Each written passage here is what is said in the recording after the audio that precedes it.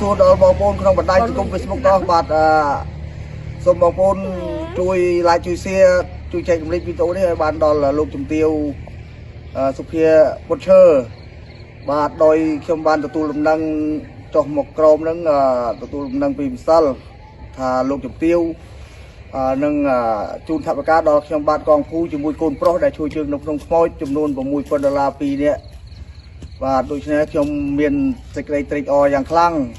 ហើយក៏អត់ទាន់មកដល់ពេលនេះក៏អត់ទាន់មានខាងក្រុមការងាររបស់លោកជំទាវតាក់ទងមកដែរបាទហើយខ្ញុំក៏បាននៅយូរដែរពីព្រោះខ្ញុំត្រូវទៅកន្លែង